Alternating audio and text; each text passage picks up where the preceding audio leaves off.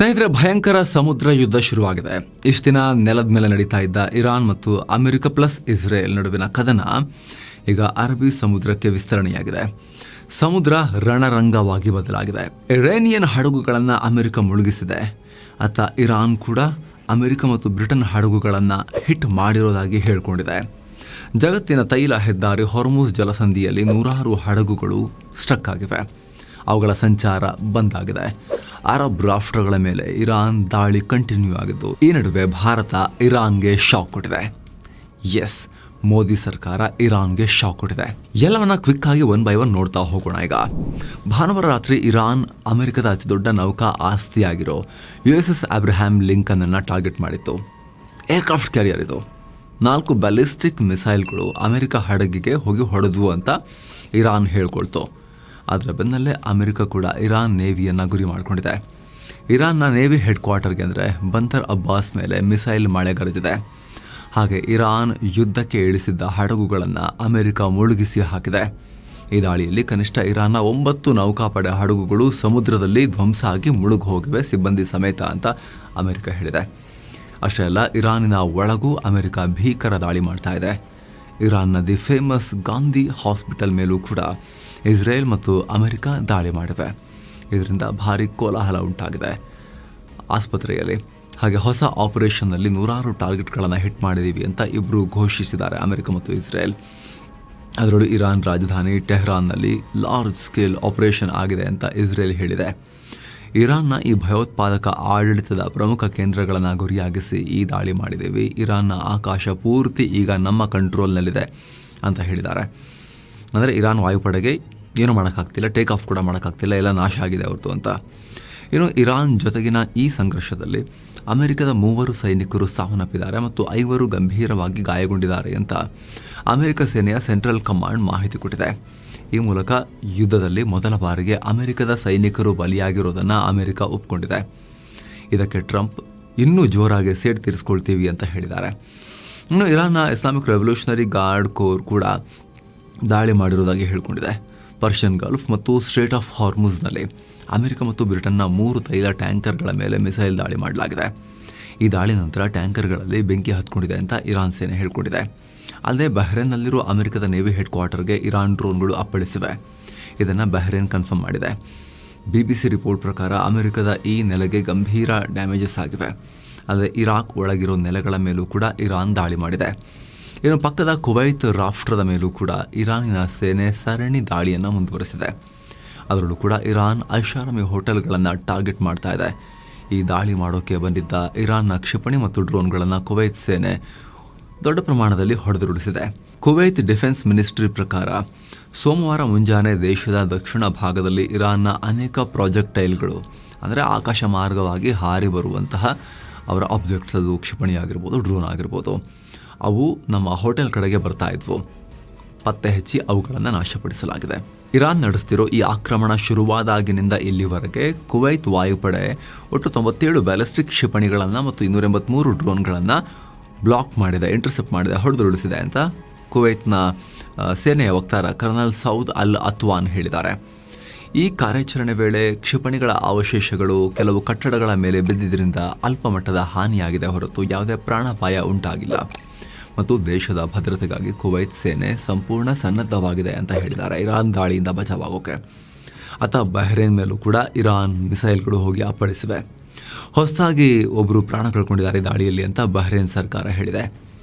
ಏನೋ United Arab Emirates ಮೇಲೂ ಕೂಡ ಇರಾನ್ ಪದೇ ಪದೇ ದಾಳಿ ಮುಂದುವರಿಸ್ತಾ ಇದೆ. ಇಲ್ಲಿ ಕೆಲವರು ಹೇಳ್ತಿದ್ದಾರೆ, ಫುಲ್ ಎಲ್ಲ ಅರಬ್ ರಾಷ್ಟ್ರಗಳ ಮೇಲೆ ದಾಳಿ ಮಾಡಿಲ್ಲ ಬರೀ ಅವರು ಅಲ್ಲಿ ಅಮೆರಿಕದ ನೆಲೆಗಳ ಮೇಲೆ ಮಾತ್ರ ದಾಳಿ ಮಾಡಿದ್ದಾರೆ. ಏನಿಲ್ಲ, ನೆಲೆಗಳ ಹೊರಗೂ ಕೂಡ ದಾಳಿ ಆಗ್ತಾ ಇದೆ ಈ ರಾಷ್ಟ್ರಗಳಲ್ಲಿ. ಬರೀ ನೆಲೆಗಳಿಗೆ ಮಾತ್ರ ಡ್ಯಾಮೇಜ್ ಆಗ್ತಾ ಇಲ್ಲ. UAE ಮೇಲಂತೂ ಪದೇ ಪದೇ ದಾಳಿ ಆಗ್ತಾ ಇದೆ. ಇರಾನ್ UAEನ ಟಾರ್ಗೆಟ್ ಮಾಡ್ತಾ ಇದೆ. ಅಲ್ಲಿ ಲಕ್ಸುರಿ ಹೋಟೆಲ್ಸನ್ನು ಕೂಡ ಇರಾನ್ ಬಿಡ್ತಾ ಇಲ್ಲ, ಏರ್ಪೋರ್ಟ್ಗಳನ್ನು ಕೂಡ ಬಿಡ್ತಾ ಇಲ್ಲ. ಬರೀ ಅಮೆರಿಕದ ನೆಲೆ ಮಾತ್ರ ಅಲ್ಲ, ಬೇರೆ ಕಡೆಗೂ ಹೊಡಿತಾ ಇದೆ ಇರಾನ್. ಇದೇ ಕಾರಣಕ್ಕೆ UAEನಲ್ಲಿರೋ ಇರಾನ್ ರಾಯಭಾರ ಕಚೇರಿಯನ್ನು ಕ್ಲೋಸ್ ಮಾಡಲಾಗಿದೆ. ಸಿಬ್ಬಂದಿಗೂ ಕೂಡ ವಾಪಸ್ ಬನ್ನಿ ಅಂತ ಇರಾನ್ ಮೆಸೇಜ್ ಪಾಸ್ ಮಾಡಿದೆ. ಇನ್ನು ಇಸ್ರೇಲ್ ಮತ್ತು ಅಮೆರಿಕ ಜೊತೆಗೆ ಬ್ರಿಟನ್ ಕೂಡ ಯುದ್ಧಕ್ಕೆ ಧುಮುಕಿದೆ. ಹಳೆ ಸೂಪರ್ ಪವರ್ ಚಾಳಿ ಇದೆಯಲ್ಲ, ನಾವು ಸೂಪರ್ ಪವರ್, ಹಳೆ ಸೂಪರ್ ಪವರ್ ಅಂತೇಳಿ ಇವತ್ತಿಗೂ ಕೂಡ ಅಮೆರಿಕದೊಟ್ಟಿಗೆ ಸೇರಿಕೊಂಡು ಅದೇ ನಾಸ್ಟಾಲ್ಜಿಯಾ ಫೀಲ್ ಮಾಡೋಕೆ ಅವ್ರು ರೆಡಿ ಇರ್ತಾರೆ ಅವಾಗವಾಗ. ಮತ್ತು ಅವರು ಅಮೆರಿಕದೊಂದಿಗೆ ನಮಗಿರೋದು ಸಂಬಂಧ ಮದುವೆ ಥರದ್ದು ಅಂತ ಹೇಳ್ತಾರೆ, ಬಾಯ್ಬಿಟ್ಟೆ ಅವರು ಡಿಪ್ಲೊಮ್ಯಾಟಿಕ್ ಲ್ಯಾಂಗ್ವೇಜಲ್ಲಿ ಹಾಗೆ ಹೇಳೋದು, ಮ್ಯಾರೇಜ್ ಇದು ಅಂಥೇಳಿ ಅಮೆರಿಕ ಮತ್ತು ಬ್ರಿಟನ್ದು. ಸೊ ಅವರು ಅಮೆರಿಕಾಗೆ ಯಾವಾಗಲೂ ಅವ್ರು ಏನೇ ಹೆಜ್ಜೆ ತೊಗೊಂಡ್ರು ಕೂಡ ಲಾಸ್ಟಿಗೆ ಅವರೊಟ್ಟಿಗೆ ಹೋಗಿ ಸೇರ್ಕೊತಾರೆ. ಈಗ ಆಲ್ರೆಡಿ ಬ್ರಿಟನ್ ಕೂಡ ಇರಾನ್ ವಿರುದ್ಧ ಕಾರ್ಯಾಚರಣೆ ಶುರು ಮಾಡಿದೆ. ಇದರ ಭಾಗವಾಗಿ ಇರಾನ್ನ ಡ್ರೋನನ್ನು ಆಕಾಶದಲ್ಲೇ ಹೊಡೆದು ಹಾಕಿದೆ. ಕತರ್ ಭೂಭಾಗದ ಕಡೆಗೆ ನುಗ್ಗಿ ಬರ್ತಾ ಇದ್ದ ಇರಾನ್ ಡ್ರೋನನ್ನು ನಮ್ಮ royal air force typhoon fighter jet ಕಣ್ಕೂಡಲೇ ಹೊಡೆದು ಹಾಕಿದೆ ಅಂತ ಬ್ರಿಟನ್ ಘೋಷಿಸಿದೆ. ಇಷ್ಟು ಮಾತ್ರ ಅಲ್ಲ ಸ್ನೇಹಿತರೆ, ಇರಾನ್ ಮಾಡಿರೋ ಈ ದಾಳಿ ವಿರುದ್ಧ ಎಲ್ಲ ಗಲ್ಫ್ ರಾಷ್ಟ್ರಗಳು ಸೇರಿಕೊಂಡು ಈಗ ಪ್ರತೀಕಾರದ ಶಪಥ ಮಾಡಿದ್ದಾರೆ. ಗಲ್ಫ್ ಕೋಆಪರೇಷನ್ ಕೌನ್ಸಿಲ್ ತುರ್ತು ಮೀಟಿಂಗ್ ಮಾಡಿದ್ರು. ಇದರಲ್ಲಿ Bahrain, Kuwait, Oman, Qatar, Saudi Arabia ಮತ್ತು ಯುನೈಟೆಡ್ ಅರಬ್ ಎಮಿರೇಟ್ಸ್ ಇವೆ. ಇವರೆಲ್ಲ ಇರಾನಿಗೆ ಹೊಡಿಬೇಕು ಅಂತ ಡಿಸೈಡ್ ಮಾಡಿದ್ದಾರೆ. ಕಾನೂನುಬದ್ಧವಾಗಿ ಇರಾನ್ ಮೇಲೆ ಪ್ರತಿದಾಳಿ ಮಾಡೋಕ್ಕೆ ನಮಗೆ ಹಕ್ಕಿದೆ, ನಾವು ಅದನ್ನು ಚಲಾಯಿಸಬೇಕು. ಅಗತ್ಯ ಇರುವಾಗ ನಾವು ನಮ್ಮ ಸಾರ್ವಭೌಮತ್ವವನ್ನು ಕಾಪಾಡ್ಕೋಬೇಕು. ಪ್ರತೀಕಾರ ಹೇಳುವ ರೈಟ್ಸ್ ನಮಗಿದೆ ಅಂತ ತೀರ್ಮಾನ ಮಾಡಿದ್ದಾರೆ.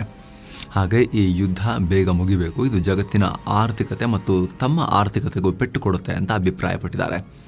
ಇರೋ ಹೊರ್ಮುಜ್ ಜಲಸಂಧಿಯಲ್ಲಿ 150ಕ್ಕೂ ಅಧಿಕ ಹಡಗುಗಳು ಅತಂತ್ರವಾಗಿವೆ. ಸ್ನೇಹಿತರೆ, ಮಾಹಿತಿ ಬಂದಿದೆ, ವಾಷಿಂಗ್ಟನ್ ಪೋಸ್ಟ್ ರಿಪೋರ್ಟ್ ಮಾಡಿದೆ. ಇರಾನ್ ಮೇಲೆ ಯುದ್ಧ ಮಾಡೋದಕ್ಕೆ ಟ್ರಂಪ್ಗೆ ಕಾಲ್ ಮಾಡಿ ಪ್ರೆಷರ್ ಹಾಕಿದ್ದೇ ಸೌದಿಯ ಪಟ್ಟದ ಯುವರಾಜ ಮೊಹಮ್ಮದ್ ಬಿನ್ ಸಲ್ಮಾನ್ ಅಂತ, ಕ್ರೌನ್ ಪ್ರಿನ್ಸ್ ಮೊಹಮ್ಮದ್ ಬಿನ್ ಸಲ್ಮಾನ್ ಅಂತ.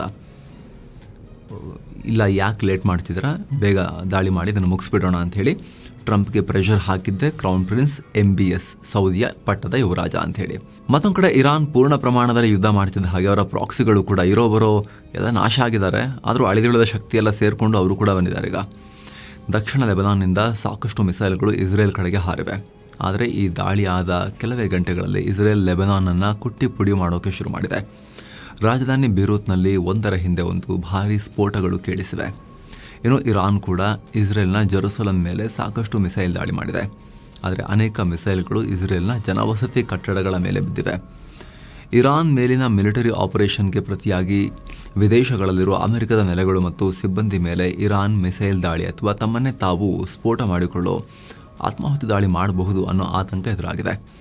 ಈ ಬಗ್ಗೆ CNN ರಿಪೋರ್ಟ್ ಮಾಡಿದ್ದು, ಅಮೆರಿಕದ ಅಧಿಕಾರಿಗಳು ಇಂಥ ಸಂಭವನೀಯ ದಾಳಿಗಳನ್ನು ಫೇಸ್ ಮಾಡೋಕ್ಕೆ ಪ್ರಿಪರೇಷನ್ ಮಾಡಿಕೊಳ್ತಿದ್ದಾರೆ. ಇನ್ನು ಸ್ಫೋಟಕ ತುಂಬಿದ ವಾಹನಗಳನ್ನು ಬಳಸಿ ಅಮೆರಿಕದ ಬೇಸ್ ಮತ್ತು ಸಿಬ್ಬಂದಿಯನ್ನು ಟಾರ್ಗೆಟ್ ಮಾಡೋ ಸಾಧ್ಯತೆ ಇದೆ. ಹೀಗಾಗಿ ಅಮೆರಿಕ ಜಗತ್ತಿನಾದ್ಯಂತ ತನ್ನ ಉಪಸ್ಥಿತಿ ಇರೋ ಜಾಗಗಳಲ್ಲೆಲ್ಲ ಎಚ್ಚರಿಕೆಯನ್ನು ವಹಿಸ್ತಾ ಇದೆ. ಇನ್ನು ಈ ಯುದ್ಧ ಮಹಾಯುದ್ಧ ಆಗ್ತಾ ಇದೆಯಾ? ನಾವಿನ್ನೂ ಕೂಡ ಹೇಳ್ತಿಲ್ಲ ಮಹಾಯುದ್ಧ ಘೋಷಣೆ ಅಂತ, ಬಟ್ ಸ್ಟಿಲ್ ಯಾಕೋ ಹರಡ್ದಂಗೆ ಕಾಣಿಸ್ತಾ ಇದೆ. ಇದು ಒಂದೊಂದೇ ರೀಜನ್ ದಾಟಿ ಹಬ್ತಾ ಇದೆ. ಈಗ ಈ ಅಖಾಡಕ್ಕೆ ನ್ಯಾಟೋ ಕೂಡ ಬ್ರಿಟನ್ ಎಂಟರ್ ಆಗಿದೆ. ಪೂರ್ಣ ಪ್ರಮಾಣದ ನ್ಯಾಟೋ ಕೂಡ ಎಂಟರ್ ಆಗೋ ಸಾಧ್ಯತೆ ಬಗ್ಗೆ ಇಲ್ಲಿ ಕಾಣಿಸ್ತಾ ಇದೆ. ಬ್ರಿಟನ್ ಪ್ರಧಾನಿ, ಜರ್ಮನಿಯ ಚಾನ್ಸಲರ್ ಮತ್ತು ಫ್ರಾನ್ಸ್ ಅಧ್ಯಕ್ಷ ಮ್ಯಾಕ್ರಾನ್ ಜಂಟಿ ಪತ್ರಿಕಾ ಹೇಳಿಕೆಯನ್ನು ಕೊಟ್ಟಿದ್ದಾರೆ. ಈ ಕದನದಲ್ಲಿ ನಾವು ಕೂಡ ಭಾಗಿಯಾಗಬೇಕಾಗತ್ತೆ. ಇರಾನ್ ವಿರುದ್ಧ ಏನು ಕ್ರಮ ತಗೋಬೇಕು ಅದನ್ನು ತಗೋತೀವಿ, ಮಿತ್ರರನ್ನು ಕಾಪಾಡಿಕೊಳ್ಳೋಕೆ ಏನು ಬೇಕೋ ಅದನ್ನು ಮಾಡ್ತೀವಿ ಅಂತ ಹೇಳಿದ್ದಾರೆ. ನ್ಯಾಟೋದ ಆರ್ಟಿಕಲ್ 5 ಹೇಳುತ್ತೆ, ಯಾವುದೇ ಮೆಂಬರ್ ಕಂಟ್ರಿ ಮೇಲೆ ದಾಳಿ ಆದರೂ ಕೂಡ ಉಳಿದವರೆಲ್ಲರೂ ಹೋಗಬೇಕು ರಕ್ಷಣೆಗೆ ಅಂತ. ಈಗ ಅಮೆರಿಕನೇ ಮೊದಲು ದಾಳಿ ಮಾಡಿದ್ರು ಕೂಡ ಪ್ರತಿಯಾಗಿ ಇರಾನ್ ಮಾಡಿರೋ ದಾಳಿಯಲ್ಲಿ ಅಮೆರಿಕಾಗೆ ಡ್ಯಾಮೇಜ್ ಆಗ್ತಾ ಇದೆಯಲ್ಲ, ಅವರ ನೆಲೆಗಳಿಗೆಲ್ಲ. ಅಮೆರಿಕದ ಮೇಲೆ ದಾಳಿ ಆಯ್ತಲ್ಲ, ಸಣ್ಣ ಪುಟ್ಟದಾರ ಅಮೆರಿಕ ಮ್ಯಾನೇಜ್ ಮಾಡುತ್ತಂತ ಬಿಡ್ತಾರೆ, ಬಟ್ ಮೇಜರ್ ಆಗ್ತಾ ಇದೆಯಲ್ಲ. ಈಗ ನಾವು ಬರ್ತೀವಿ ಅಂತ ಎಲ್ಲರೂ ಬರ್ತಾರೆ. ಈಗ ಫ್ರಾನ್ಸ್ ಕೂಡ ಅದನ್ನೇ ಹೇಳಿದೆ. ಬ್ರಿಟನ್ ಆಲ್ರೆಡಿ ಬಂದಾಗಿದೆ. ಬ್ರಿಟನ್ ಅಂತೂ ಯಾವ ಲೆವೆಲ್ಗೆ ಅಂದರೆ ಅವರು ಬರೋದು ಮಾತ್ರ ಅಲ್ಲ, ನಮ್ಮ ನೆಲೆಗಳನ್ನು ಬೇಕಾದರೆ ಯೂಸ್ ಮಾಡ್ಕೊಳ್ಳಿ, ಹೊಡೀರಿ ಇರಾನ್ಗೆ ಅಂತೇಳಿ ಅಧಿಕೃತವಾಗಿ ಘೋಷಿಸಿದೆ. ಮತ್ತೊಂದು ಕಡೆ ನ್ಯಾಟೋದಿಂದ ಈ ಪ್ರೆಸ್ ಸ್ಟೇಟ್ಮೆಂಟ್ ಕೂಡ ಬಂದಿದೆ. ಇರಾನ್ ಮತ್ತು ಮಿಡಲ್ ಈಸ್ಟ್ನ ಬೆಳವಣಿಗೆಗಳನ್ನು ನ್ಯಾಟೋ ಹತ್ತಿರದಿಂದ ಗಮನಿಸ್ತಾ ಇದೆ. ಸಂಭವನೀಯ ಬೆದರಿಕೆಗಳನ್ನು ಫೇಸ್ ಮಾಡೋಕ್ಕೆ ಯುರೋಪ್ನಲ್ಲಿರೋ ತನ್ನ ಸೇನೆಯನ್ನು ಸಜ್ಜು ಮಾಡ್ತಾ ಇದ್ದೀವಿ. ಅಟ್ಲಾಂಟಿಕ್ನ ಎರಡೂ ಬದಿಗಳಲ್ಲಿರೋ 32 ಸದಸ್ಯ ರಾಷ್ಟ್ರಗಳ ಸುರಕ್ಷತೆಗಾಗಿ ಈ ಕೆಲಸ ಮಾಡ್ತೀವಿ. ಈ ಭಾಗದಿಂದ ಅಥವಾ ಬೇರೆ ಕಡೆಯಿಂದ ಬರಬಹುದಾದ ಬ್ಯಾಲಿಸ್ಟಿಕ್ ಮಿಸೈಲ್ಗಳು ಅಥವಾ ಡ್ರೋನ್ಗಳ ದಾಳಿಯಿಂದ ಮೈತ್ರಿಕೂಟವನ್ನು ರಕ್ಷಿಸೋಕೆ ನ್ಯಾಟೋ ಪೂರ್ತಿ ರೆಡಿ ಇದೆ ಅಂತ ಹೇಳಿಕೆ ಬಿಡುಗಡೆ ಮಾಡಿದ್ದಾರೆ. ಹಾಗೇನಾದರೂ ಆದರೆ ಅರ್ಡೋಆನ್, ಟರ್ಕಿ ಅಧ್ಯಕ್ಷ, ಅವರು ಕೂಡ ಬಂದು ಇರಾನ್ ಮೇಲೆ ಸ್ಫೋಟಕಗಳನ್ನು ಹಾಕಬೇಕಾಗತ್ತೆ. ಅವರು ಕೂಡ ನ್ಯಾಟೋ ಮೆಂಬರ್. ಇನ್ನು ಅಮೆರಿಕ ಅಧ್ಯಕ್ಷ ಡೊನಾಲ್ಡ್ ಟ್ರಂಪ್ ಹೊಸ ಕ್ಲೇಮ್ ಮಾಡಿದ್ದಾರೆ. ಇರಾನ್ನ ಹೊಸ ನಾಯಕತ್ವವು ನನ್ನೊಂದಿಗೆ ಮಾತನಾಡೋಕ್ಕೆ ಬಯಸಿದೆ ಮತ್ತು ನಾನು ಕೂಡ ಅವರೊಂದಿಗೆ ಮಾತುಕತೆ ನಡೆಸೋಕೆ ಯೋಚನೆ ಮಾಡ್ತಾ ಇದ್ದೀನಿ ಅಂತ ಹೇಳಿದ್ದಾರೆ. ಹೊಸ ನಾಯಕತ್ವ ಅಂತ ಹೇಳಿದ್ದಾರೆ. ಯಾರು ನೋಡಬೇಕು ಅಷ್ಟೇ ಅಲ್ಲ, ಅವರು ಇದನ್ನು ಮೊದಲೇ ಮಾಡಬೇಕಾಗಿತ್ತು, ಈಗ ತುಂಬ ಲೇಟ್ ಮಾಡಿದ್ರು ಅಂಥೇಳಿ ನಾವೆಲ್ಲ ಹೊಡೆದಾಕ್ಬಿಟ್ವಲ್ಲ ಖಾಮೆನೆಗಳನ್ನ, ಛೇ ಅಂಥೇಳಿ ಅಸಮಾಧಾನ ವ್ಯಕ್ತಪಡಿಸಿದ್ದಾರೆ ಟ್ರಂಪ್. ಆದರೆ ಈ ಮಾತುಕತೆಗಳು ಯಾವಾಗ ನಡೀತವೆ ಅನ್ನೋದ್ರ ಬಗ್ಗೆ ಅವರು ಯಾವುದೇ ಹೆಚ್ಚಿನ ಮಾಹಿತಿಯನ್ನು ಕೊಟ್ಟಿಲ್ಲ. ಆದರೆ ಟ್ರಂಪ್ ಯುದ್ಧ ಯಾವಾಗ ಮುಗಿಯುತ್ತೆ ಅಂತ ಕಾಯ್ತಿರೋರಿಗೆ ಒಂದು ಉತ್ತರವನ್ನು ಅಲ್ಲಿ ಒಂದು ಹಿಂಟನ್ನು ಕೊಡ್ತಾ ಇದ್ದಾರೆ. ಮುಗಿಯಲ್ಲ, ಸದ್ಯಕ್ಕಿಲ್ಲ, 4 ಗಂಟೆ 4 ವಾರನೂ ಅಲ್ಲ. ಟ್ರಂಪ್ ಪ್ರಕಾರ ಕನಿಷ್ಠ 4 ವಾರ, ಇನ್ನೂ 1 ತಿಂಗಳು ಯುದ್ಧ ನಡೆಯಬಹುದು ಅಂತ ಹೇಳ್ತಿದ್ದಾರೆ. ಹಂಗೆ ಹೇಳ್ತಿದ್ದಾರೆ ಅಂದರೆ ಬದಿಡ್ಕೊಳ್ಳಿ. ಆಮೇಲೆ ಕೂಡ ಯಾವುದೇ ಗ್ಯಾರಂಟಿ ಇಲ್ಲ ಯಾವಾಗ ಮುಗಿಯುತ್ತೆ ಅಂಥೇಳಿ. ಸ್ಮಾಲ್ ಆಪರೇಷನ್ಸ್ ಅಂದರೆ ಓಕೆ, ಅದಕ್ಕೊಂದು ಲಿಮಿಟ್ ಇರುತ್ತೆ, ಇಂತಿಷ್ಟು ಗಂಟೆ ಅಂಥೇಳಿ. ಆದರೆ ಯಾವಾಗ 2-3 ದಿನ ಆಯಿತು, ಇನ್ನೊಂದು ತಿಂಗಳು 4 ವಾರ ನಡಿಬಹುದು ಅಂತ ಹೇಳ್ತಿದ್ದಾರೆ. ಅವ್ರಿಗೂ ಕೂಡ ಗೊತ್ತಿಲ್ಲ ಅಂತ ಅರ್ಥ ಯಾವಾಗ ಮುಗಿಯುತ್ತೆ ಅಂಥೇಳಿ. ಸೊ ಇವರೆಲ್ಲ ಸೇರಿಕೊಂಡು ಜಗತ್ತಿನ ಸ್ಟಾಕ್ ಮಾರ್ಕೆಟ್ಗಳನ್ನು, ಆರ್ಥಿಕತೆಯನ್ನು ಹಿಡಿದು ಅಲ್ಗಾಡಿಸಿ ಕೆಳಗೆ ಬೀಳ್ಸೋಕೆ ಹೊರಟಂಗಿದೆ. ಅದಕ್ಕೆ ಕಾರಣ ಕೂಡ ಕೊಡ್ತಿದ್ದಾರೆ ಟ್ರಂಪ್. ಇರಾನ್ ದೊಡ್ಡ ದೇಶ, ಸ್ವಲ್ಪ ನಾವು 48 ಇರಾನ್ ನಾಯಕರನ್ನು ಈಗ ಆಲ್ರೆಡಿ ಮುಗಿಸಿದ್ದೀವಿ, ಆದರೆ ದೊಡ್ಡದಲ್ವಾ, ಜಿಯೋಗ್ರಫಿ ದೊಡ್ಡದಲ್ವಾ, ಹುಡುಕಬೇಕಲ್ವಾ ಅನ್ನೋ ಥರದಲ್ಲಿ ಟ್ರಂಪ್ ಹೇಳಿಕೆಯನ್ನು ಕೊಟ್ಟಿದ್ದಾರೆ. ಮತ್ತೊಂದು ಕಡೆ ಇಸ್ರೇಲ್ ಇರಾನ್ ವಿರುದ್ಧದ ಕಾರ್ಯಾಚರಣೆಯ ಭಾಗವಾಗಿ ಸುಮಾರು 1 ಲಕ್ಷ ರಿಸರ್ವಿಸ್ಟ್ಗಳನ್ನು, ಅಂದರೆ ಮೀಸಲು ಸೈನಿಕರನ್ನು ಕರೆಸ್ಕೊಳ್ಳೋದಾಗಿ ಹೇಳಿದೆ. ಮುಂದಿನ ದಿನಗಳಲ್ಲಿ ಯುದ್ಧ ಇನ್ನಷ್ಟು ಜೋರಾಗೋದರ ಸಂಕೇತ ಇದು. ಇಸ್ರೇಲ್ ಮಿಲಿಟರಿ ಮುಖ್ಯಸ್ಥ ಲೆಫ್ಟಿನೆಂಟ್ ಜನರಲ್ ಇಯಾನ್ ಜಮೀರ್ ಅವರು ಇದೇ ಎಚ್ಚರಿಕೆಯನ್ನು ಕೊಟ್ಟಿರೋದು. ಇಸ್ರೇಲ್ ಸೇನೆ ಸದ್ಯದ ಪರಿಸ್ಥಿತಿ ಬಗ್ಗೆ ಉನ್ನತ ಮಟ್ಟದ ಚರ್ಚೆ ನಡೆಸಿದೆ. ನಮ್ಮ ಗುರಿಯನ್ನು ಬೇಗ ತಲುಪೋಕೆ ಇಸ್ರೇಲ್ ಸೇನೆ ಎಲ್ಲ ರೀತಿಯ ಪ್ರಯತ್ನ ಮಾಡ್ತಾ ಇದೆ ಅಂತ ಅವರು ಹೇಳಿದ್ದಾರೆ. ಜೊತೆಗೆ ಇತ್ತೀಚೆಗೆ ಇಸ್ರೇಲ್ನ ಬೆತ್ ಶಮೆಶ್ನಲ್ಲಿ ಇರಾನ್ ಹೊಡೆದಂಥ ಪೆಟ್ಟಿಗೆ 9 ಇಸ್ರೇಲಿಗರು ಪ್ರಾಣ ಕಳ್ಕೊಂಡಿದ್ದಾರಲ್ಲ, ಅದನ್ನು ಕೂಡ ಮೆನ್ಷನ್ ಮಾಡಿ ನೀವು ಧೈರ್ಯದಿಂದ ಇರಿ, ತಾಳ್ಮೆಯಿಂದ ಇರಿ, ನಾವು ರಕ್ಷಣೆ ಮಾಡ್ತೀವಿ ಅನ್ನೋ ಒಂದು ಮಾತನ್ನು ಕೂಡ ಅವ್ರು ಹೇಳಿದ್ದಾರೆ. ಇದೆಲ್ಲದರ ನಡುವೆ ಅಮೆರಿಕಾಗಿರೋ ಚಿಂತೆ ಶಸ್ತ್ರಾಸ್ತ್ರಗಳ ಸಂಗ್ರಹ ಎಲ್ಲಿ ಖಾಲಿ ಆಗಿಬಿಡುತ್ತೋ ಅಂತ ಹೇಳಿ. ಹಾಗಾಗಿ ಶಸ್ತ್ರಾಸ್ತ್ರ ಖಾಲಿ ಆಗೋಕ್ಕಿಂತ ಮುಂಚೆ ಬೇಗ ಕಾರ್ಯಾಚರಣೆ ಮಾಡಬೇಕು ಅಂಥೇಳಿ ಅಮೆರಿಕ ಪ್ಲಾನ್ ಮಾಡ್ತಾ ಇದೆ ಅಂಥೇಳಿ ವಾಲ್ ಸ್ಟ್ರೀಟ್ ಜರ್ನಲ್ ರಿಪೋರ್ಟ್ ಮಾಡಿದೆ. ನಿಮಗೆಲ್ಲ ಗೊತ್ತಿರ್ಬೋದು, 1 ಟೊಮಹ್ಯಾಕ್ ಮಿಸೈಲ್ ಮಾಡೋಕ್ಕೆ ಅಮೆರಿಕಾಗೆ 1 ವಾರಕ್ಕಿಂತ ಹೆಚ್ಚಿನ ಟೈಮ್ ಹಿಡಿತಾ ಇದೆ ಅಂಥೇಳಿ. ತುಂಬ ಸ್ಲೋ ಪ್ರೊಡಕ್ಷನಲ್ಲಿ, ಕೆಪಾಸಿಟಿ ಕೂಡ ಅಷ್ಟಿಲ್ಲ. ಹಾಗಾಗಿ ಈಗ ಅವರಿಗೆ ಅದರ ಕಡೆಯಲ್ಲಿ ಯುಕ್ರೇನಲ್ಲೂ ಕೂಡ 4 ವರ್ಷಗಳಿಂದ ಕೊಟ್ಟು ಅವ್ರ ಜಾಸ್ತಿ ಸಂಗ್ರಹ ಕೂಡ ಇಲ್ವಲ್ಲ, ಖಾಲಿ ಆಗಿಬಿಟ್ಟಿದೆಯಲ್ಲ. ಈಗ ಇರಾನ್ ಜೊತೆ ಲಾಂಗ್ ಯುದ್ಧ ಮಾಡೋಕ್ಕೆ ಅಮೆರಿಕ ರೆಡಿ ಇದ್ದಂಗೆ ಕಾಣಿಸ್ತಾ ಇಲ್ಲ. ಅವರು ಬೇಬೆ ಮಾಡಿ ಮುಗಿಸೋ ಲೆಕ್ಕಾಚಾರದಲ್ಲಿದ್ದಾರೆ. ಬಟ್ ಇರಾನ್ ಬಗ್ಗಿಲ್ಲ ಅಂತ ಹೇಳಿದ್ರೆ ಅಮೆರಿಕ ಸರಿಯಾಗಿ ಇಕ್ಕಳದಲ್ಲಿ ಸಿಕ್ಕಾಕೊಳ್ಳುತ್ತೆ. ಅವರಿಗೆ ಭಾರತದಂಥ ರಾಷ್ಟ್ರಗಳ ಬಳಿ ಬಂದು ಹೆಲ್ಪ್ ಕೇಳೋ ಪರಿಸ್ಥಿತಿ ಬಂದರೂ ಕೂಡ ಆಶ್ಚರ್ಯ ಇಲ್ಲ, ಶಸ್ತ್ರಾಸ್ತ್ರಗಳಿಗೋಸ್ಕರ. ಇನ್ನೇನು ಚೈನಾ ಹತ್ರ ಅಂತೂ ಕೇಳೋಕ್ಕಾಗಲ್ಲ, ಯುರೋಪ್ನವ್ರಿಗೂ ಬೇಗ ಮಾಡೋಕ್ಕಾಗಲ್ಲ. ಹಾಗಾಗಿ ಅವ್ರದ್ದು ಕೂಡ ಖಾಲಿ ಆಗಿದೆ ಯುಕ್ರೇನ್ ಕೊಟ್ಟು. ಇದಕ್ಕೆ ಸಂಬಂಧಪಟ್ಟಂತೆ ನಾವು ಪ್ರತ್ಯೇಕ ವರದಿಯಲ್ಲಿ ಮಾಹಿತಿಯನ್ನು ಕೊಟ್ಟಿದ್ದೀವಿ ಸ್ನೇಹಿತರೆ. ಡಿಫೆನ್ಸ್ ಕಂಪನಿಗಳಿಗೆ ಇದರಿಂದ ಏನಾಗ್ಬೋದು, ಈ ಕದನದಿಂದ ಒನ್ಲಿ ಕ್ಯಾಟಗರಿ ಆಫ್ ಸ್ಟಾಕ್ಸ್ ಮೇಲಕ್ಕೆ ಹೋಗೋ ಪಾಸಿಬಿಲಿಟಿ ಇರೋದು ಡಿಫೆನ್ಸ್ ಅನ್ನೋ ಒಂದು ಅನಾಲಿಸಿಸನ್ನು ನಾವು ಒಂದು ಡೀಟೇಲ್ ರಿಪೋರ್ಟಲ್ಲಿ ಮಾಡಿದ್ದೀವಿ. ನೀವು ಅದನ್ನು ಚೆಕ್ ಮಾಡ್ಬೋದು ಈ ರಿಪೋರ್ಟಲ್ಲಿ. ಏನೋ ಭಾರತದ ಪ್ರಧಾನಿ ನರೇಂದ್ರ ಮೋದಿ ಇರಾನ್ಗೆ ಶಾಕ್ ಕೊಟ್ಟಿದ್ದಾರೆ. ಅವ್ರು ಏನು ಮಾಡಿದ್ದಾರೆ, ಗಲ್ಫ್ ಮಿತ್ರರಿಗೆ ಕಾಲ್ ಮಾಡಿದ್ದಾರೆ. ಮುಖ್ಯವಾಗಿ UAE, ಯುನೈಟೆಡ್ ಅರಬ್ ಎಮಿರೇಟ್ಸನ್ನು ಭಾರತ ತುಂಬ ದೊಡ್ಡ ಆಪ್ತ ಮಿತ್ರರಂತರ ಟ್ರೀಟ್ ಮಾಡುತ್ತೆ. ಅವರು ನಮ್ಮನ್ನು ಹಾಗೆ ಟ್ರೀಟ್ ಮಾಡ್ತಾರೆ, UAEನವರು. ಹಾಗಾಗಿ ಇಲ್ಲಿ ಕಾಂಪ್ಲೆಕ್ಸ್ ಇತ್ತು ಸ್ವಲ್ಪ. ಇರಾನ್ ಜೊತೆ ಭಾರತ ಒಳ್ಳೆ ಸಂಬಂಧವನ್ನೇ ಹೊಂದಿತ್ತು. ಬಟ್ ದುಬೈನೊಟ್ಟಿಗಿದ್ದಷ್ಟಲ್ಲ, UAEನೊಟ್ಟಿಗಿದ್ದಷ್ಟು ಒಳ್ಳೆ ಸಂಬಂಧ ಏನಲ್ಲ ಇರಾನೊಟ್ಟಿಗಿರೋದು. UAE ತುಂಬ ಡೀಪ್ ಒಂಥರ ಸಂಬಂಧವನ್ನು ಭಾರತದೊಂದಿಗೆ ಹೊಂದ್ತಾ ಇದೆ. ಸೊ ಈ ಟೈಮ್ನಲ್ಲಿ ಒಂದು ಸ್ಟ್ಯಾಂಡ್ ತಗೊಳ್ಬೇಕಾಗಿ ಬಂದಿರೋ ಟೈಮ್ನಲ್ಲಿ ಭಾರತ ಇರಾನ್ ಮೇಲಿನ ದಾಳಿಯನ್ನು ಖಂಡಿಸ್ತೀವಿ ಅಂತ ಎಲ್ಲೂ ಹೇಳಲಿಲ್ಲ, ಶಾಂತಿಯಿಂದ ಮಾಡಬೇಕು ಅಂತ ಅಷ್ಟೇ ಹೇಳಿ ಸುಮ್ಮನಾಗಿದೆ. ಆದರೆ UAE ಮೇಲೆ ಇರಾನ್ ಮಾಡಿರೋ ದಾಳಿಯನ್ನು ಭಾರತ ಓಪನ್ ಶಬ್ದಗಳಲ್ಲಿ ಖಂಡಿಸಿದೆ. UAE ಅಧ್ಯಕ್ಷ ಮತ್ತು ನನ್ನ ಸಹೋದರ ಅಂತ ಹೇಳಿದ್ದಾರೆ Modi. Sheikh Mohammed bin Zayed Al Nahyan ಅವರೊಂದಿಗೆ ನಾನು ಮಾತನಾಡಿದೆ. UAE ಮೇಲಿನ ದಾಳಿಯನ್ನು ತೀವ್ರವಾಗಿ ಖಂಡಿಸ್ತೀನಿ. ಈ ದಾಳಿಯಲ್ಲಿ ಪ್ರಾಣ ಕಳ್ಕೊಂಡವರ ಬಗ್ಗೆ ಸಂತಾಪ ಇದೆ. ಈ ಕಷ್ಟದ ಟೈಮ್ನಲ್ಲಿ ಭಾರತ UAE ಜೊತೆ ನಿಲ್ಲುತ್ತೆ. ಭಾರತೀಯ ಸಮುದಾಯವನ್ನು ಚೆನ್ನಾಗಿ ನೋಡ್ಕೊಳ್ತಿರೋದಕ್ಕೆ ಧನ್ಯವಾದ. ಪ್ರಾದೇಶಿಕ ಶಾಂತಿ, ಭದ್ರತೆ ಮತ್ತು ಸ್ಥಿರತೆಯನ್ನು ಕಾಪಾಡೋಕೆ ಹಾಗೂ ಉದ್ವಿಗ್ನತೆಯನ್ನು ಕಮ್ಮಿ ಮಾಡೋಕೆ ನಾವು ಸಂಪೂರ್ಣ ಬೆಂಬಲ ನಿಮಗೆ ಕೊಡ್ತೀವಿ ಅಂತ ಮೋದಿ ಹೇಳಿದ್ದಾರೆ. ಈ ಮೂಲಕ ಇರಾನ್ ಹೆಸರು ತಗೊಳ್ಳದೆ ಭಾರತ ಅಮೆರಿಕ ಮತ್ತು ಮಿತ್ರರ ಸೈಡ್ ತಗೊಂಡಂಗೆ ಕಾಣಿಸ್ತಾ ಇದೆ, ಮುಖ್ಯವಾಗಿ UAE ಸೈಡ್. ಸೌದಿಗೇನು ಕಾಲ್ ಮಾಡಿಲ್ಲ ಮೋದಿ, ಅದ್ರ ಬಗ್ಗೆ ಏನು ಮಾಹಿತಿ ಬಂದಿಲ್ಲ. ಯಾಕಂದರೆ ಸೌದಿ ನಮ್ಮೊಟ್ಟಿಗೆ ಚೆನ್ನಾಗಿದ್ರೂ ಕೂಡ ಪಾಕಿಸ್ತಾನದೊಟ್ಟಿಗೆ ಇನ್ನೂ ಚೆನ್ನಾಗಿದ್ದಾರೆ ಅವರು.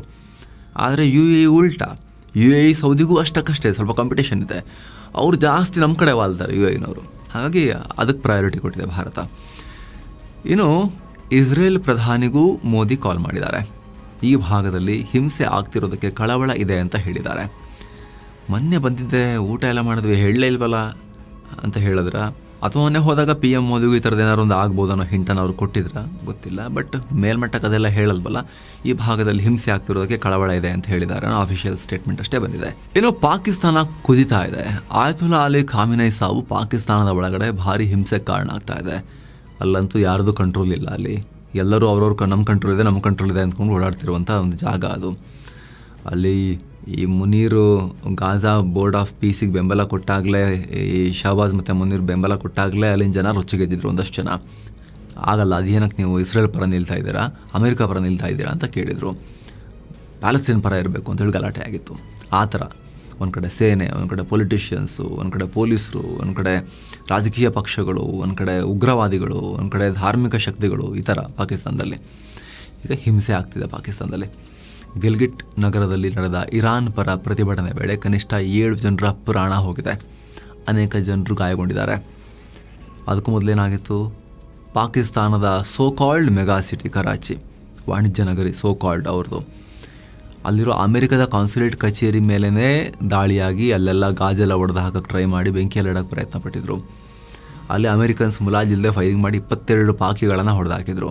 ಒಟ್ಟಲ್ಲಿ ಪಾಕಿಸ್ತಾನ ಪರಿಸ್ಥಿತಿ ಚಿಂತಾಜನಕ ಆಗಿದೆ. ಬಾರ್ಡರ್ ಶೇರ್ ಮಾಡೋ ಇರಾನ್ ಪರ ನಿಂತ್ಕೊಳ್ಳೋದ ಅಥವಾ ಇರಾನ್ ಹೊಡಿತಾ ಇರೋ ಸೌದಿ ಪರ ನಿಂತ್ಕೊಳ್ಳೋದ? ಸೌದಿಯೊಂದಿಗೆ ಡಿಫೆನ್ಸ್ ಡೀಲ್ ಬೇರೆ ಆಗಿದೆ. ಏನು ಮಾಡಬೇಕಂತ ಗೊತ್ತಾಗ್ತಿಲ್ಲ ಬಾಕಿಗಳಿಗೆ. ಈ ನಡುವೆ ಅಮೆರಿಕ ಈ ಕದನದಲ್ಲಿ ನಾವು ಯಾವೆಲ್ಲ ಆಯುಧಗಳನ್ನು ಬಳಸಿದ್ವಿ ಅನ್ನೋದನ್ನು ಶೇರ್ ಮಾಡಿಕೊಂಡಿದೆ. ಮೊದಲನೇದಾಗಿ B-2 ಸ್ಟೆಲ್ತ್ ಬಾಂಬರ್ಸ್, ಅಮೆರಿಕದ ವಜ್ರ ಆಯುಧ ಇದು. ಹಾಗೆ ಲುಕಾಸ್ ಡ್ರೋನ್ಸ್, ಇದು ಫಸ್ಟ್ ಟೈಮ್ ಬಳಸಿದ್ದಾರೆ. ಇದು ಆತ್ಮಾಹುತಿ ದಾಳಿ ಮಾಡೋ ಡ್ರೋನ್. ಇದು ಹುಡ್ಕೊಂಡು ಹೋಗಿ ಆಮೇಲೆ ಟಾರ್ಗೆಟ್ ಮೇಲೆ ತಾನು ಬಿದ್ದು ಡಮ್ ಅನ್ನಿಸ್ಕೊಳ್ಳುತ್ತೆ. ಇರಾನ್ ಹತ್ರ ಶಹೀದ್ ಇದೆಯಲ್ಲ, ಅದೇ ಥರದ್ದು ಅಮೆರಿಕದವರು ಮಾಡಿಟ್ಕೊಂಡಿದ್ದಾರೆ. ಈಗ ಅವರ ಮೆಡಿಸಿನ್ನ ರುಚಿಯನ್ನು ಅವರಿಗೆ ತೋರಿಸ್ತಾ ಇದ್ದಾರೆ ಈಗ ಅಮೆರಿಕದವರು ಈ ಆತ್ಮಾಹುತಿ ಡ್ರೋನ್ಗಳನ್ನು ಬಳಸೋ ಮೂಲಕ. ಇನ್ನು ಪೇಟ್ರಿಯಟ್ ಇಂಟರ್ಸೆಪ್ಟರ್ ಮಿಸೈಲ್ ಸಿಸ್ಟಮ್ಸನ್ನು ಯೂಸ್ ಮಾಡಿದ್ದಾರೆ. ಹಾಗೆ ಥಾರ್ಡ್ ಆ್ಯಂಟಿ ಬ್ಯಾಲಿಸ್ಟಿಕ್ ಮಿಸೈಲ್ ಸಿಸ್ಟಮ್ಸನ್ನು ಯೂಸ್ ಮಾಡಿದ್ದಾರೆ. F-18 ಫೈಟರ್ ಜೆಟ್ಸನ್ನು, F-16 ಫೈಟರ್ ಜೆಟ್ಸನ್ನು, F-22 fighter jets, A-10 attack jets, F-35 stealth fighters, EA-18G electronic attack aircraft, ಹಾಗೆ AWACS ಅಂದರೆ airborne early warning and control ಏರ್ಕ್ರಾಫ್ಟ್ಗಳು, ಆಮೇಲೆ airborne communication relay, P-8 maritime patrol aircraft ಇದೆ, ಪೋಸಿಡಾನ್ಗಳು ಅಂದರೆ ನಾವು ತೊಗೊಂಡಿದ್ದಾರೆ ನಮ್ಮ ನೇವಿಗೆ ಆ ಥರದ್ದೇ. ಆಮೇಲೆ RC-135 ರೆಕನಸೆನ್ಸ್ ಏರ್ಕ್ರಾಫ್ಟ್ಗಳು, MQ-9 reapers, M142 high mobility artillery rocket systems, nuclear powered aircraft carriers, guided missile destroyers, counter drone systems, refuelling tanker aircraft, refuelling ships, C-17 globemaster cargo aircraft, C-130 cargo aircraft, ಈ ಥರದೆಲ್ಲ America ತನ್ನ navy ಮತ್ತು ವಾಯುಪಡೆಯ ಮತ್ತು ಕ್ಷಿಪಣಿ ಶಕ್ತಿಯ ಎಲ್ಲ ಬಲವನ್ನು ಕೂಡ ಇಲ್ಲಿ ಪ್ರಯೋಗ ಮಾಡೋದಂಗೆ ಕಾಣಿಸ್ತಾ ಇದೆ ಆಲ್ಮೋಸ್ಟ್. ಇದನ್ನೆಲ್ಲ ಬಳಸಿ ಇರಾನ್ನಲ್ಲಿ ಏನೆಲ್ಲ ಹೊಡೆದ್ರು, ಯಾವೆಲ್ಲ ಟಾರ್ಗೆಟ್ ಹಿಟ್ ಮಾಡಿದ್ರು. ಮೊದಲ 12 ಗಂಟೆಯಲ್ಲೇ 900 ಸ್ಟ್ರೈಕ್ಸ್ ಮಾಡಿದ್ದಾರೆ. 900 12 ಗಂಟೆಯಲ್ಲಿ. ಅದರಲ್ಲಿ command and control centres, IRGC joint headquarters, IRGC aerospace forces headquarters, integrated air defence systems, ballistic missile sites, Iranian navy ships, Iranian navy submarines, antiship missile sites, military communication capabilities ಈ ಎಲ್ಲವನ್ನು ಧ್ವಂಸ ಮಾಡಿದ್ದಾರೆ. ಆದರೆ ಇಷ್ಟೆಲ್ಲ ಮಾಡ್ತಾ ಇದ್ರು ಕೂಡ ಟ್ರಂಪ್ಗೆ ಇದೆಲ್ಲದಕ್ಕೆ ಸಂಬಂಧಪಟ್ಟಂತೆ ಅಮೆರಿಕದ ಒಳಗಡೆ ಹಿನ್ನಡೆಯಾಗಿದೆ, ಮುಖಭಂಗ ಆಗಿದೆ. ಇರಾನ್ ವಿರುದ್ಧದ ದಾಳಿಯನ್ನು ಅಮೆರಿಕನ್ಸೇ ವಿರೋಧಿಸಿದ್ದಾರೆ. ಇರಾನ್ ನಾಯಕರನ್ನು ಕೊಂದ ಅಮೆರಿಕದ ದಾಳಿಯನ್ನು ಅಲ್ಲಿ 4ರಲ್ಲಿ 1 ಮಾತ್ರ ಸಪೋರ್ಟ್ ಮಾಡ್ತಿದ್ದಾರೆ. ಅಂದರೆ 27% ಜನ ಮಾತ್ರ ಬೆಂಬಲ ಕೊಟ್ಟಿದ್ದಾರೆ. ಸಮೀಕ್ಷೆಯಲ್ಲಿ ಪಾಲ್ಗೊಂಡವರಲ್ಲಿ 43% ಜನ ದಾಳಿಯನ್ನು ವಿರೋಧಿಸಿದ್ದಾರೆ. 29% ಜನ ಸ್ಪಷ್ಟ ನಿಲುವನ್ನು ಹೊಂದಿಲ್ಲ. ಅಂದರೆ ಇವರು ಐದರ ವಿರೋಧಿಸ್ತಿದ್ದಾರೆ ಅಥವಾ ಸ್ಪಷ್ಟ ನಿಲುವಿಲ್ಲ. ಆದರೆ ಕೇವಲ ಕಾಲು ಭಾಗದಷ್ಟು ಜನ ಮಾತ್ರ ಸರಿ ಅಂತ ಹೇಳಿರೋದು. ಅಷ್ಟೇ ಅಲ್ಲ, ಸಮೀಕ್ಷೆಯಲ್ಲಿ ಪಾಲ್ಗೊಂಡಿದ್ದ 56% ಅಮೆರಿಕನರು ಅಧ್ಯಕ್ಷ ಡೊನಾಲ್ಡ್ ಟ್ರಂಪ್ ಅವರು ಮಿಲಿಟರಿ ಶಕ್ತಿಯನ್ನು ಅತಿಯಾಗಿ ಬಳಸೋಕೆ ಇಷ್ಟಪಡ್ತಾರೆ, ಆ ರೀತಿ ಮೈಂಡ್ ಸೆಟ್ ಇವ್ರದ್ದು ಅನ್ನೋ ಒಪಿನಿಯನ್ ಕೂಡ ಕೊಟ್ಟಿದ್ದಾರೆ. ಈ ಮೂಲಕ ಶಾಂತಿ ದೂತ ಟ್ರಂಪ್ ಅನ್ನೋ ಇಮೇಜ್ಗೆ ಅಮೆರಿಕದಲ್ಲೇ ಬೆಂಕಿ ಬಿದ್ದಿದೆ. ಇದು ಪ್ರತಿಷ್ಠಿತ ಸರ್ವೆನೇ. ಇದು ರಾಯ್ಟರ್ಸ್ ಮತ್ತು ಎಪ್ಸೋಸ್ ಸಂಸ್ಥೆಗಳು ಜಂಟಿಯಾಗಿ ನಡೆಸಿರೋ ಸಮೀಕ್ಷೆ. ಇದು ಸ್ವಲ್ಪ ಕ್ರೆಡಿಬಿಲಿಟಿ ಇರುತ್ತೆ ಇವರಿಬ್ಬರು ನಡೆಸುವಂಥ ಸಮೀಕ್ಷೆಗಳಿಗೆ. ಇನ್ನು ಏಷ್ಯಾದ ಎನರ್ಜಿ ಮಾರ್ಕೆಟ್ ಓಪನ್ ಆಗ್ತಿದ್ದ ಹಾಗೆ ಕಚ್ಚಾ ತೈಲ ಬೆಲೆಯಲ್ಲಿ ಭಾರಿ ಏರಿಕೆಯಾಗಿದೆ. ಬ್ರೆಂಟ್ ಕ್ರೂಡ್ ಮತ್ತು ನಾಮೆಕ್ಸ್ ಲೈಟ್ ಸ್ವೀಟ್ ಆಯಿಲ್ ಎರಡೂ ಕೂಡ 9% ಏರಿಕೆಯಾಗಿ ಒಂದು ಬ್ಯಾರಲ್ಗೆ $79 ದಾಟ್ ಹೋಗಿದೆ. ಸೊ ಫ್ರೆಂಡ್ಸ್, ಇದು ಈ ಕ್ಷಣದ ಎಲ್ಲ ಅಪ್ಡೇಟ್ಸನ್ನು ನಿಮಗೆ ನಾವು ಓವರ್ ನೈಟ್ ಏನಾಯಿತು ಸೇರಿ ಇಲ್ಲಿ ತನಕದ ಎಲ್ಲ ಮಾಹಿತಿಯನ್ನು ನಿಮಗೆ ತಲುಪಿಸುವಂಥ ಪ್ರಯತ್ನವನ್ನು ಮಾಡಿದ್ದೇವೆ. ನೆಕ್ಸ್ಟ್ ಕೂಡ ಏನೇ ಅಪ್ಡೇಟ್ಸ್ ಬಂದರೆ ನಿಮಗೆ ನಾವು ತಲುಪಿಸ್ತಾನೆ ಇರ್ತೀವಿ. ಸಬ್ಸ್ಕ್ರೈಬ್ ಮಾಡದೇ ಇರೋ ವೀಕ್ಷಕರು ದಯವಿಟ್ಟು ಸಬ್ಸ್ಕ್ರೈಬ್ ಮಾಡಿ, ಪಕ್ಕದ ಬೆಲ್ ಐಕಾನ್ ಮೇಲೆ ಕ್ಲಿಕ್ ಮಾಡೋದನ್ನು ಯಾವುದೇ ಕಾರಣಕ್ಕೂ ಮರಿಬೇಡಿ. ಮತ್ತೆ ಭೇಟಿ ಆಗ್ತಿರೋಣ ಸ್ನೇಹಿತರೆ. ನಮಸ್ತೆ.